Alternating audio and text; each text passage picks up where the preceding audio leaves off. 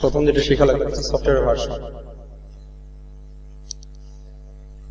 Office প্রোগ্রামটা শেখার জন্য মাইক্রোসফট ওয়ার্ডটা আছে কোথায় এটা খুঁজে বের করা লাগবে। তো সফটওয়্যারগুলো সব এই জায়গায় থাকে, যত সফটওয়্যার আছে কম্পিউটার এখান থেকে খুঁজে বের করা যায়, যাই থাকুক না কেন। আমরা এই জায়গাটাতে স্ক্রল করলে অথবা এখানে একটা স্ক্রল আছে, এটা ধরে চেপে ধরে ড্র্যাগ করে নিচে নামাইলে বা উপরে গেলে এখানে সব সফটওয়্যার গুলো পাওয়া যাবে। তো আমাদের যেটা খুঁজে বের করতে সেটা হচ্ছে ওয়ার্ডটা। যদি এমনিতে দেখতে পাই তাহলে এটাতে ক্লিক করলে এটা ওপেন হওয়া শুরু করবে। ঠিক আছে, বের করে কয়েকটা সিস্টেম আছে, একটা সিস্টেম ক্লোজ করে দিই। আরেকটা সিস্টেম এখানে সার্চ করে WORD যদি লিখে সার্চ করি তাহলে যে মাইক্রোসফটের এই ওয়ার্ড অ্যাপটাই আসবে। ঠিক আছে, এটার ভার্সন হচ্ছে 2019। অন করার সময় দেখা যায় যে 2019 বের হয়।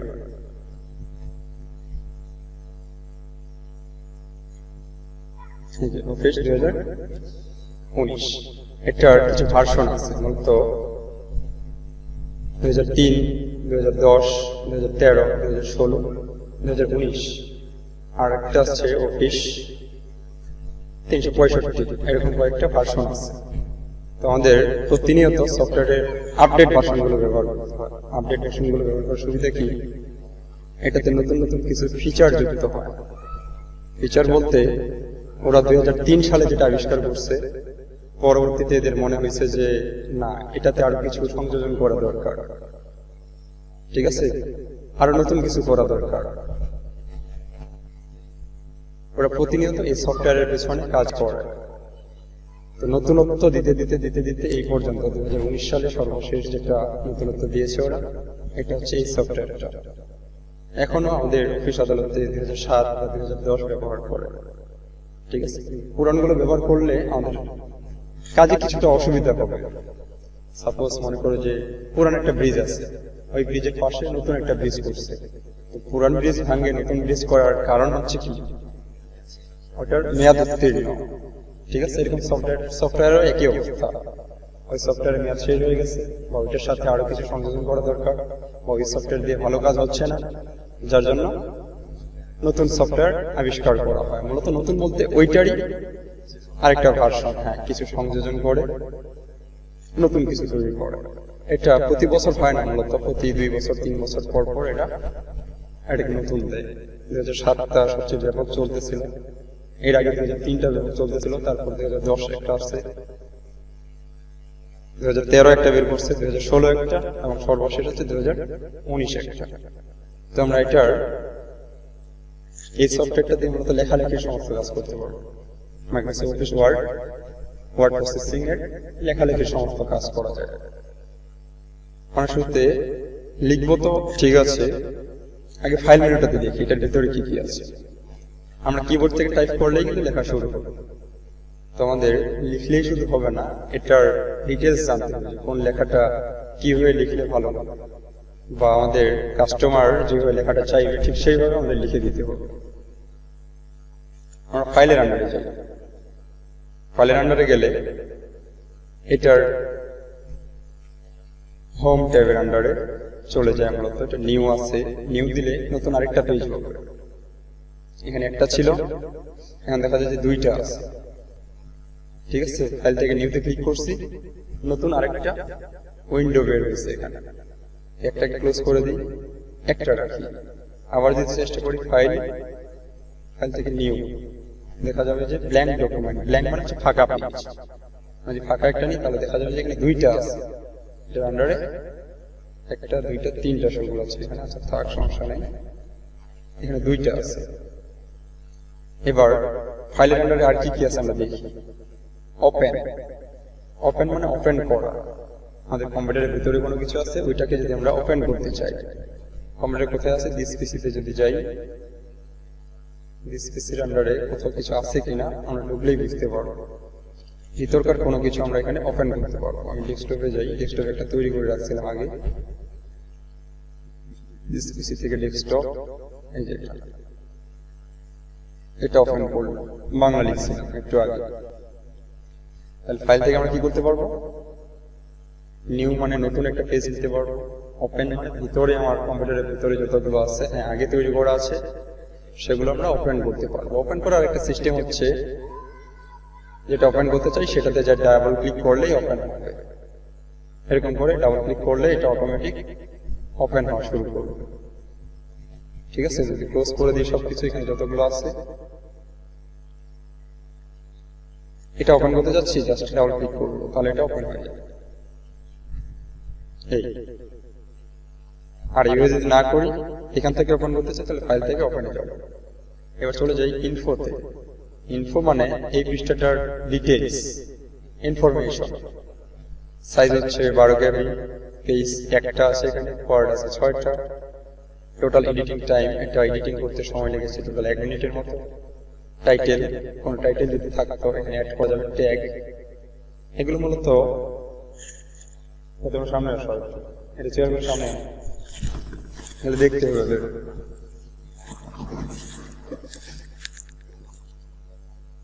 টাইটেল, টাইটেল বলতে এই পেজটার একটা টাইটেল দেওয়া যাবে।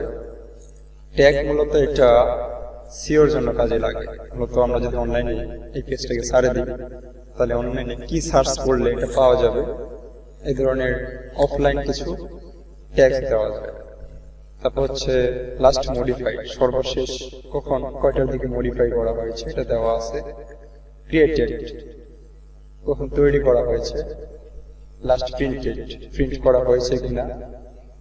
রিলেটেড পিপল, এটা মূলত কে করেছে, এটা অথর, এটা সফটওয়্যারের আন্ডারেই নাম দেওয়া আছে। এই যে দেখো সফটওয়্যারের আন্ডারে একটা আইডি দেওয়া আছে, সেই আইডির আন্ডারে যে কাজটা করে তার নামটা অটোমেটিক নিয়ে নেয়। লাস্ট মডিফাইড ফাইল, কে মডিফাই করেছে। যদি অন্য কেউ করতে চায় তাহলে এখানে আর কিছু ফিচার আছে, ওইটাতে যায়, এখানে আরেকটা আইডি দিয়ে লগ ইন করতে হবে বা সাইন ইন করতে হবে। তারপর এটার পরিবর্তে ওইটা হবে, হ্যাঁ এটা সাইন আপ করতে হবে, এটা সাইন আপ করে ওইটাতে নিয়ে আসতে হবে। তারপর এখান থেকে যদি আমরা চাই ওপেন ফাইল লোকেটর, মানে ফাইলটা যদি কম্পিউটারের ভিতরে কোথাও রাখা থাকে সেটা কোথায় আছে এখানে ক্লিক করলেই ফাইলটার লোকেশনে চলে যাবে। এটা ডেস্কটপে ছিল এই জন্য ডেস্কটপে নিয়ে গেছে। ক্লিয়ার? তো এই ছিল আমাদের ইনফো ট্যাবের আন্ডার। এবার সেভ, মূলত কম্পিউটারে আমরা যত কাজই করি না কেন কিছুক্ষণ পর পর সেভ করতে হবে আমাদের। কারণ কাজটা করলাম, দেখো যে 2 ঘন্টা ধরে একটা কাজ করলাম, এই কাজটা সেভ না করাতে হঠাৎ কারেন্ট যদি চলে যায় তাহলে এই কাজটা হারাই যাবে।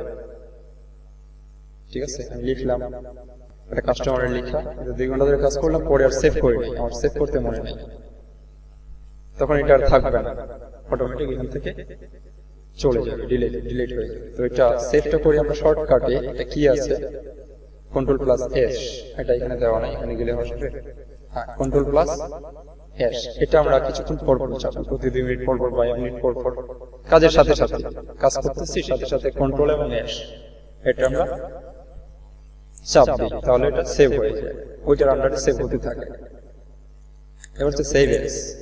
সেভ আর সেভ এস, আমরা যদি ফার্স্ট টাইম কোনো কিছু একটা বের করে সেভ করি তো এটা আগে সেভ করি, এটাতে সেভ করাই আছে, নতুন একটা নিউ একটা নিলাম, ওকে এটাই নিলাম, এটা আমি সেভ করতে যাচ্ছি, ফাইল থেকে সেভে দিলাম, কিন্তু এটা সেভে না থেকে সেভে চলে গেছে।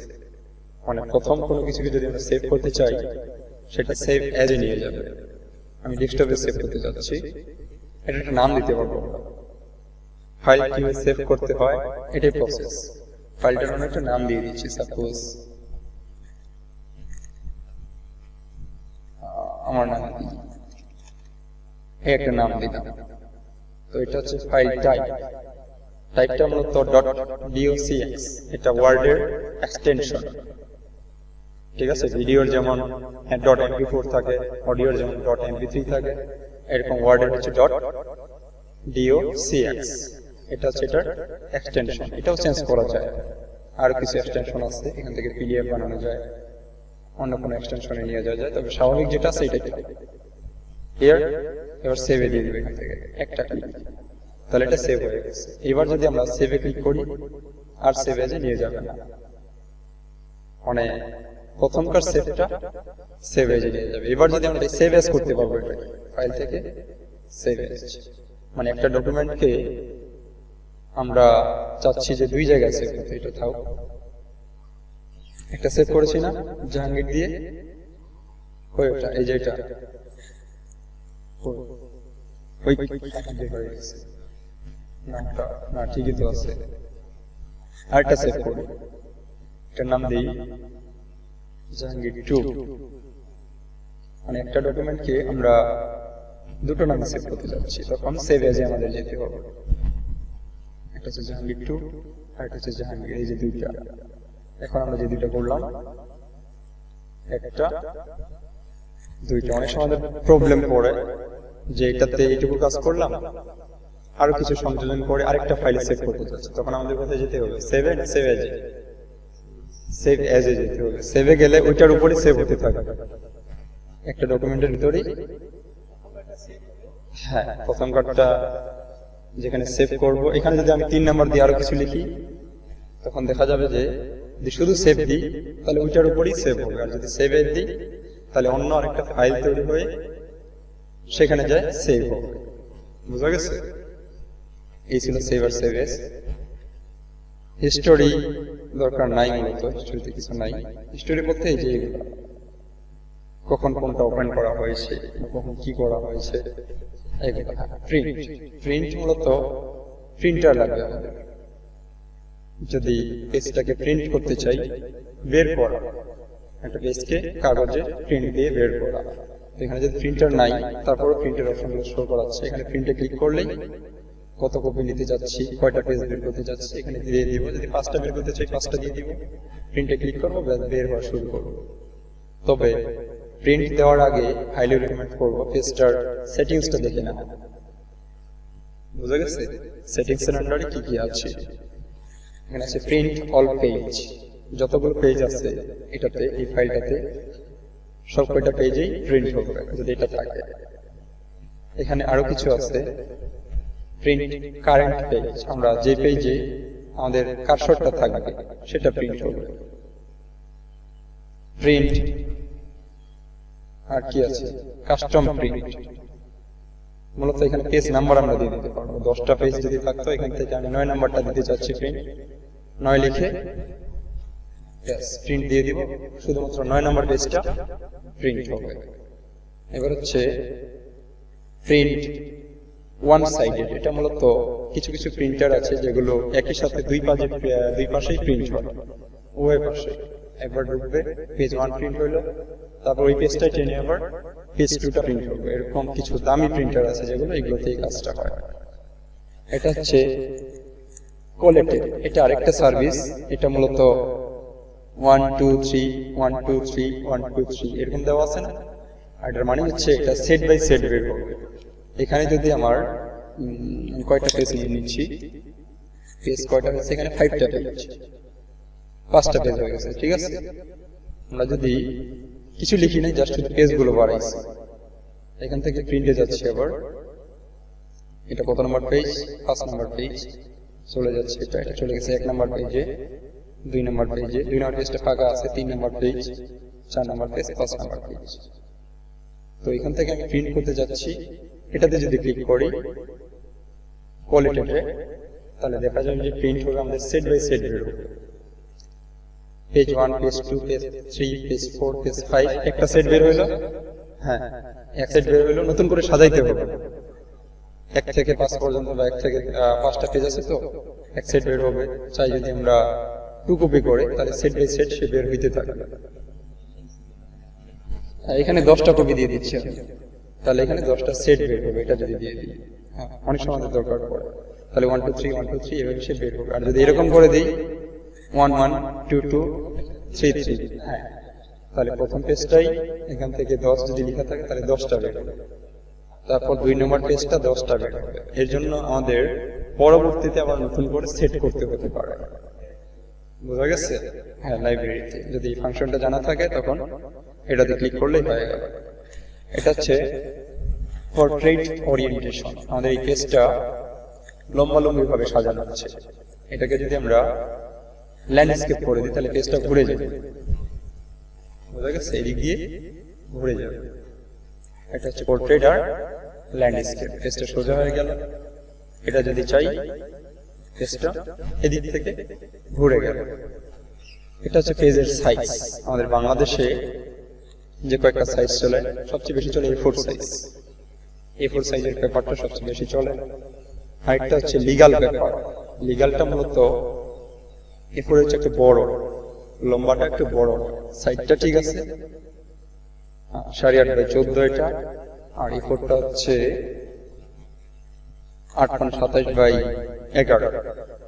তো এটা হচ্ছে A4। A4টা মূলত সবচেয়ে বেশি চলে, আর লিগালটা হচ্ছে একটু বড় পেজের সাইজটা। মার্জিন, আমরা পেজের টপ, ডাউন, লেফট, রাইট, কোন সাইডে কতটুকু মার্জিন দেব এখানে দেওয়া আছে। 1 ইঞ্চি বাই 1 ইঞ্চি, এটা হচ্ছে স্বাভাবিক পিসের। এটা 1 দেওয়া আছে, এটা 0.5 করে, মানে হাফ ইঞ্চি করে দেওয়া আছে।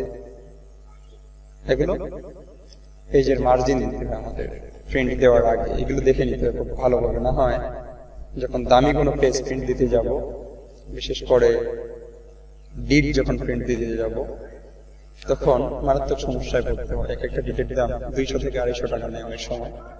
এগুলো প্রিন্ট দিতে গেলে এই সেটআপটা ভালোভাবে না দেখলে সমস্যা হতে পারে যেগুলো সময়। ক্লিয়ার? এখানে প্রিন্টে ক্লিক করছি। মূলত এটা প্রিন্ট হবে না, এটা সেভ হইতে চাইবে, পিডিএফ আকারে সেভ হইতে চাইবে, যেহেতু প্রিন্টার নাই। এটা নাম দিলাম 1, আর না হয় এটা বের হয়ে যেতে তখন। ক্লিয়ার? প্রিন্টার নাই যার জন্য এটা বের হয় না। পিডিএফটা কোথায় গেল? এই যে এটা। এখন যদি আমরা এটা দেখি,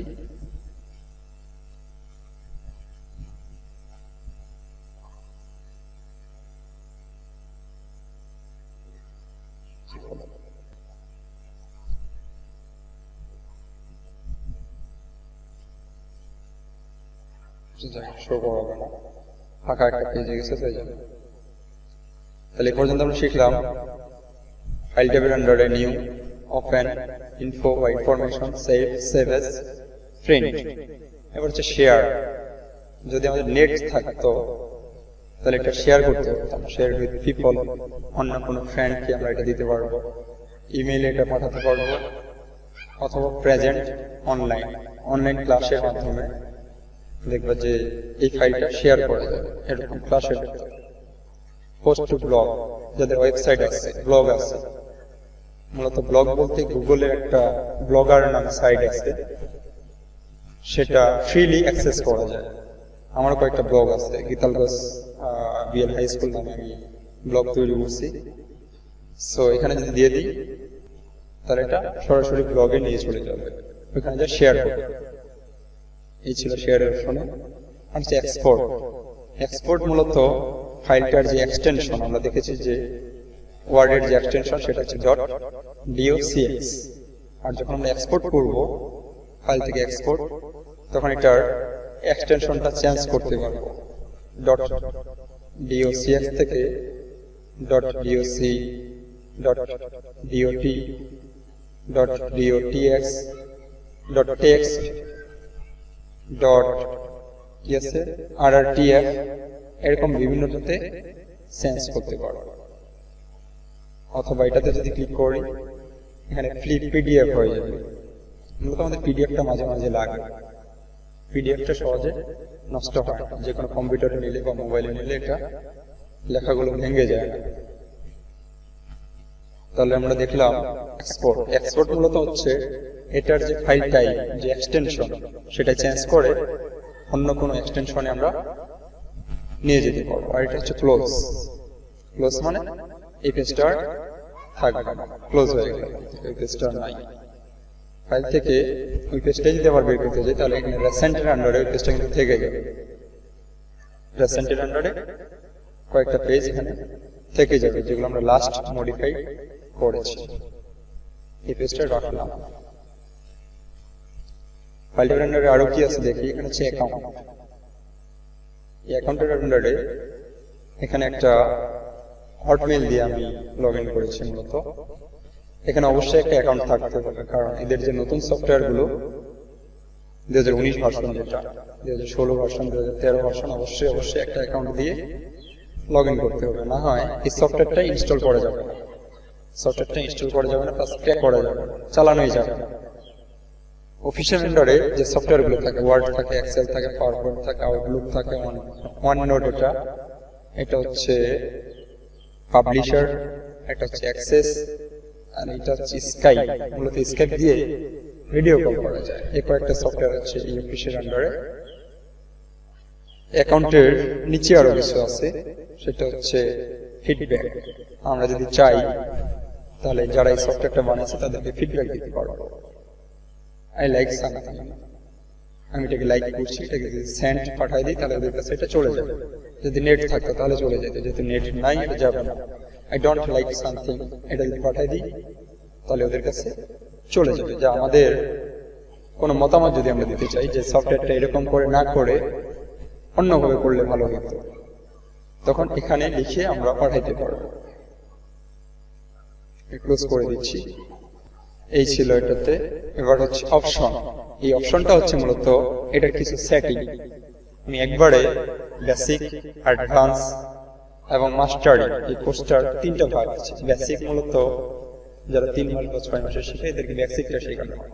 অ্যাডভান্সটা আরো বেশি দাম, আর মাস্টারি যেটা এটা আরো বেশি দাম, মূলত 25-30 হাজার টাকা নেয়। তো সব কয়টাই একবারে শেখানোর চেষ্টা করতেছে, যেখানে সবাই কাছে, বিশেষ করে সেলিনার জন্য।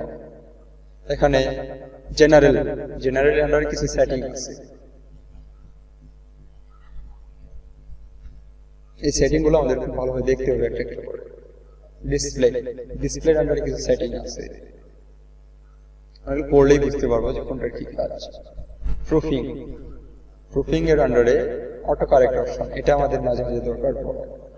এগুলো টিক চিহ্নগুলো আমি তুলে দিচ্ছি বাংলা লেখার জন্য।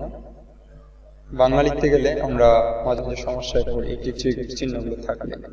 আর ইংরেজি লিখতে গেলে এটা আমাদের সাহায্য করে। যখন ইংরেজি লিখবো তখন এখানকার টিক চিহ্নগুলো দিয়ে দিই, তাহলে আমাদের দেখাই তোমাদের। সাপোজ আমি চাচ্ছি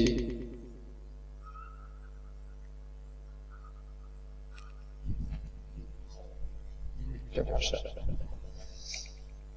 এবিসি, সাপোজ এটা লিখলাম, এখানে সেন্টেন্স পেজে থাকতে হবে,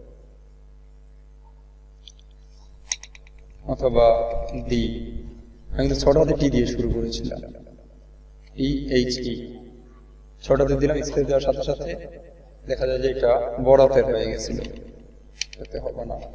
এই মানে এটা সে অটোমেটিক কারেক্ট করে দেয় সেন্টেন্স পেজের আন্ডারে। অটোমেটিক যদি হালকা কিছু ভুল থাকে তাহলে এটা কারেক্ট করে দেয়। কিন্তু বাংলায় এটা হতে গেলে মাঝে মাঝে আবার সমস্যা হয়। বাংলায় যদি আমার লিখতে যাই, বিজয় নাই এই মুহূর্তে, থাক বাংলাটা লিখে দেখাবো না। বাংলা লিখতে গেলে এটা আবার সমস্যা করে, যার জন্য এখানকার টিক চিহ্নগুলো তুলে দিতে হয়। অপশন আন্ডারে প্রুফিং এর আন্ডারে অটো কারেক্ট অপশন যেটা আছে সেখানকার এই টিক চিহ্নগুলো। এটা হচ্ছে রিপ্লেস। কিছু কিছু ওয়ার্ড আছে আর বড় হবে না মনে হয়, রিপ্লেস করে এখানে ব্র্যাকেট দিয়ে সি, ব্র্যাকেট দিয়ে যদি সি লেখা হয় তাহলে এটা কপিরাইট একটা সাইন আছে, সি দিয়ে গোল যেটা এটা অটোমেটিক হয়ে যাবে। বুঝা গেছে? Copyright sign. ব্র্যাকেট দিয়ে ই বলতে এখানকার এপসিলন তো না, একটা ইউরো সাইন সম্ভবত, ডলারের ইউরো সাইন। এটা হচ্ছে আর, এটা হচ্ছে টিএম। মূলত এই টিএমটা আমাদের দরকার হয়, ট্রেডমার্ক যেটা। আমাদের এই সাইনটা লেখার সময় ব্র্যাকেট দিয়ে টিএম লিখলে এটা অটোমেটিক ট্রেডমার্ক সাইন হয়ে যাবে। এরকম আরো কিছু আছে। এরকম যদি হালকা কিছু ভুল হয় অ্যাবাউট বানানে, তাহলে এটা অটোমেটিক সে ঠিক করে এরকমটা করে দেবে। অ্যাবাউট বানান তুমি এরকম করে লিখছো, এটা অটোমেটিক সে কি করবে, ঠিক করে দেবে। এরকম যদি আমরা চাই ভুল কিছু লিখতে, অ্যাসিড বানানো আমরা লিখতে পারতেছি না, একটু ভুল হয়ে গেছে আমাদের, সে অটোমেটিক রিপ্লেসে যদি টিক দেওয়া থাকে তাহলে সেটা অটোমেটিক ঠিক করে দেবে। এসিএন মূলত এরকম কোনো ওয়ার্ড নাই, এটা ক্যান হওয়ার কথা ছিল, সেটা অটোমেটিক সে ঠিক করে দেবে। আর বাংলা এরকম ঠিক করতে গিয়ে মূলত বাংলাটা এই অফিস সফটওয়্যারটা বুঝতে পারে না। বুঝা গেছে? বাংলা লিখি ঠিকই আমরা, কিন্তু অফিস এই সফটওয়্যারটা এতটা এক্সপার্ট না, বাংলা সে বুঝে না। যার জন্য বাংলাগুলো সে কারেক্টও করতে পারে না। আমরা কারেক্ট লিখলেও সে ভুল দেখায়। নিচে একটা লাল দাগ আসে, এই যে নিচে লাল দাগ আছে না, এই নিচে লাল দাগের মানে সে বোঝাতে চাচ্ছে যে এটা ভুল আছে। এই নিচের এই লাল দাগটা মূলত বাংলায় আমরা যদিও ভুল না করি, এরকম সে ভুল দেখাইতে চায়। এখানে এবিসি, এটাকে সে ভুল দেখাইছে, মানে লাল দাগ আসছে নিচে। এটা প্রিন্টে আসবে না, জাস্ট শুধু সে দেখায়। দ্বিতীয় আবার কিন্তু এটা নাই। যদি টিএস দেই তাহলে দেখবা যে এটাতে লাল আসতে পারে। অথবা কিছু লিখি এ কুইক বানানটা আমার পারলাম না, সাপোজ এরকম করে দিলাম, তাহলে দেখা যাচ্ছে কুইক বানান সে ভুল ধরে ফেলেছে অটোমেটিক। তো মাঝে মাঝে সে ঠিক করে দিবে। আর যদি ভুল আসে, নিচে এরকম লাল দাগ আসে, তাহলে ইংরেজির ক্ষেত্রে আমরা একটু গুরুত্ব সহকারে দেখবো। বাংলার ক্ষেত্রে কয়েকবার রিভিশন তো করতে হবেই, কারণ এই জিনিসগুলো ভুল করা যাবে না। নিচে লাল দাগ থাকলে আগে এই জিনিসগুলো রিভিশন করবো। রাইট ক্লিক করলেই এটার সঠিক যে রূপটা সেটা এখানে দেওয়া আছে। যেটা ভুল বানান সেখানে যদি আমরা রাইট ক্লিক করি তাহলে সেটাকে সঠিক কোনটা কয়েকটা সঠিক রূপ সে দেখাবে। অথবা ফক্স বানান সাপোজ আমি লিখতেছি FOZ দিয়ে দিলাম, এটা ভুল হয়ে গেছে। এটাতে যদি রাইট ক্লিক করি তাহলে দেখা যাবে যে এখানে কয়েকটা বানান আছে, এটার মধ্যে যেটা ঠিক সেটাকে আমি টিক চিহ্ন দিয়ে দিলাম, ব্যাস এটা ঠিক হয়ে গেল। ফাইলের আন্ডারে কোনটা বুঝলি? আচ্ছা, এখানে যে আগা করে এটা কারেক্ট করবো, তাই তো? রাইট ক্লিক করবো, এটাতে রাইট ক্লিক করলে এখানে কিছু অপশন আছে, এই যে দিয়ে দিলাম যে কোনো একটা স্পেস নাই, যে বাম সাইডে ক্লিকটা করবো হয়ে যাবে। হ্যাঁ, স্পেস দিলেই মূলত এটা ফাঁকা হয়ে গেল। স্পেস দেওয়ার মানে হচ্ছে ওটা আলাদা একটা ওয়ার্ড হয়ে গেছে। আর যখন ওয়ার্ডটার মধ্যে সে ভুল পাবে তখন অটোমেটিক একটা লাল দাগ চলে আসবে। তো এই ছিল ফাইল ট্যাবের আন্ডারে আমাদের আজকের আলোচনা। তো আমাদের এটাই ট্রাই করতে হবে যে নতুন একটা ফাইল কিভাবে নেওয়া হয়, ফাইল ওপেন করা যায় কিনা, ইনফরমেশন দেখতে হবে, সেভ করতে হবে, সেভ এজ দেখতে হবে, প্রিন্ট সম্পর্কে জানতে হবে, শেয়ার, এক্সপোর্ট, ক্লোজ, অ্যাকাউন্টের আন্ডারে এটাই মধ্যে দরকার নাই। এবং হচ্ছে অপশন, অপশন ট্যাবসটা এখানে মূলত অনেক কিছু আছে, আমরা সবকটা দেখতে পারবো না। অ্যাডভান্সের আন্ডারে আরো কিছু আছে, এটা যদি সময় হয় লাস্ট লেকচারে আরেকটা এটার উপর লেকচার দিব। কাস্টমাইজ রিবন মূলত এখানে যে যত কিছু আছে সব কয়টার এখানে সেটিংস আছে। আমরা এই লুকটাতে কি কি রাখবো কি কি রাখবো না এগুলোর সেটিংস আছে এখানে। এগুলো যদি আমরা টিক চিহ্নগুলো তুলে দিই তাহলে এখানকার ট্যাবগুলো সব হাইড হয়ে যাবে। হ্যাঁ, home, insert, draw, design, layout এগুলো সব এখানে দেওয়া আছে। Insert, draw, design, layout, reference, mailing, review, view. ডেভেলপারটাতে টিক চিহ্ন দেওয়া নেই, ডেভেলপারটা এখানে নাই। ঠিক আছে, এই যে ড্রটা আছে না, এখানকার ড্র থেকে যদি টিক চিহ্নটা তুলে দিই এটা আর এখানে থাকবে না। যদি ওকে করে দিই তাহলে এটা থাকবে না। এই ড্রটা ট্যাবটা এখানে আর নাই। বুঝা গেছে? সো এখানকার কিছু সেটিং আছে। ড্রটা মূলত এই সফটওয়্যারগুলোতে থাকে না, আমি নিজে নিয়ে আসছি এখান থেকে। আর ডেভেলপারটা থাকে না, বাকিগুলো থাকে। ড্রটা মাঝে মাঝে যদি কোনো কিছু আমরা ড্র করি, অঙ্কন করি, তখন এটা দরকার হয়। আবার অপশনে যেতে হবে। অপশনে যেতে যাওয়ার পর এখানে কাস্টমাইজ রিবন, কাস্টমাইজ রিবনের আন্ডারে এই যে এখানে দেওয়া আছে, এখান থেকে ড্রটাকে খুঁজে বের করে টিক চিহ্ন দিয়ে দিব, তারপর ওকে দিয়ে দিব, ব্যাস হয়ে যাবে। এই এটা ক্লোজ করছি, ডোন্ট সেভ দিয়ে দিচ্ছি। আরেকটা জিনিস ওপেন করার আরেকটা সিস্টেম হচ্ছে, এখান থেকে রাইট ক্লিক করে নিউয়ে যাব, নিউয়ে যায় মাইক্রোসফট অফিস ওয়ার্ডটা, এটাতে একটা ক্লিক করব। এখানে চাইলে আমরা নাম লিখে ফেলতে পারি, ABC, সাপোজ একটা নাম দিলাম ABC, তারপর এন্টার দিলাম, তাহলে এটা বা ফাঁকাতে ক্লিক করলে এটা হয়ে যাবে। তারপর এটাতে ওপেন করলে আমরা এটা ওপেন হবে। এই ছিল আমাদের আলোচনা, এটা এখানে ক্লোজ করে দিচ্ছি।